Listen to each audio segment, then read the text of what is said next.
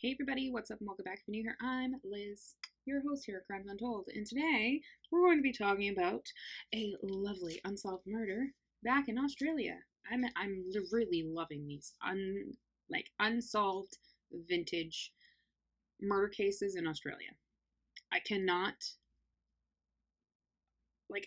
even express how I feel about finding a new one. I'm like, damn, this happened? This happened how long ago? Anywho, that's how this case is, because this one is from 1902. The one that I previously covered, I have my source notes in front of me. This one, yep, 1902. These literally happened. So this case happened prior to my previous one. So this one was January 1st of 1902.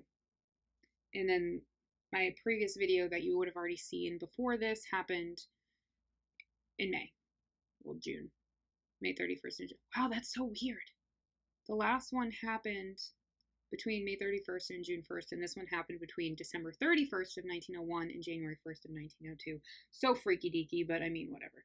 So, today we're going to be talking about the unsolved murder of Bertha Schippan, or her full name is Joanne Elizabeth Schippan. So she was violently attacked and stabbed a total of 40 times on January 1st, 1902. This happened in Tawilta, South Australia. So she was 13 years old at the time. There is source material that says she's 14. Some say she's 13. I'm going to stick with 13 because that's what most of it says. So she was 13 years old at the time of the murder, and she was at home with her 24-year-old sister, Mary. So that evening that they were left at home, their parents were off visiting some relatives over in Eden Valley. They had 3 siblings that were off working at a different farm, and then the 2 younger brothers were, for the night, they decided to sleep in a nearby barn for the evening, which I think is kind of weird. So it left Bertha and Mary in the house. So weird, I know. So even though we have Mary's account of what happened, we actually still don't know what happened that night, because Mary's account is really strange. So from what Mary said, she woke up around 10 p.m. with a man laying on her chest and holding her down. She tried to escape. She managed to escape, and she ran out of the house to alert her brothers, to then inform the constables. This man, this mystery man, was said to have had a beard, and I mean, we don't know who it is. Bertha would be found stabbed and slashed a total of 40 times, like I had previously foreshadowed, but that wasn't all. There was blood all over the bed, all over the sofa, all over the hallway, and there was also blood headed towards their parents' room. So this made it seem that something else happened other than Bertha being attacked in her sleep. Maybe Bertha was awake. We don't know. We just don't know. Which brings us to our suspects. We have Gustav Niche. I'll put a picture and names underneath if I have pictures of these people. So Gustav was Mary's secret boyfriend. He was ruled out because of him actually being in Adelaide at the time of the murder. Gustav is brought into this because Mary, there's something about their relationship, and Gustav fit the description of this mystery man. Next is, I'm going to say Matisse, or it's Matthehes. This is Bertha and Mary's father, so Matisse Schippan.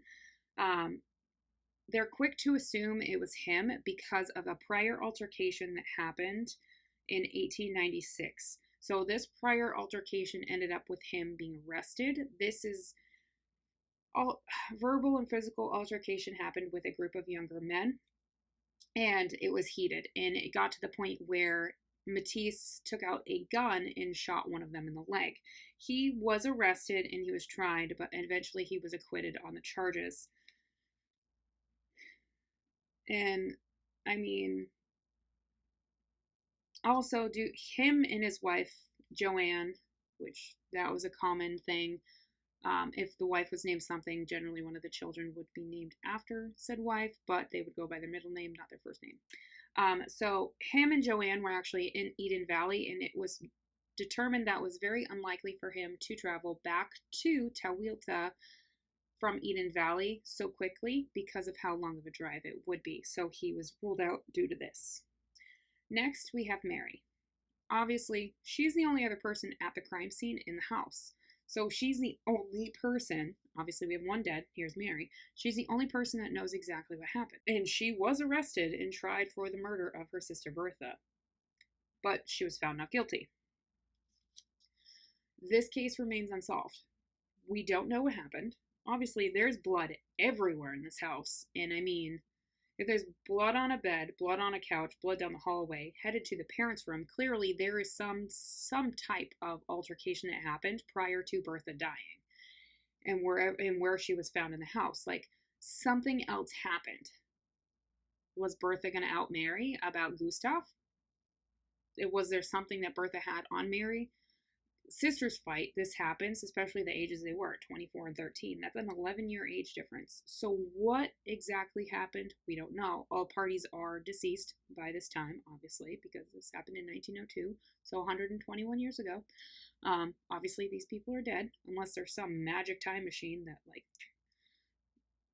brought them to the future, but I'm not having a Doctor Who moment. There's no TARDIS involved. So yeah, we literally have no idea what happened. We probably never will find out what happened. But that, my friends, is the unsolved murder of Bertha Schippan. An oldie but a goodie to learn about. I hope you guys enjoyed this little tale, and I'll see you guys in my next one.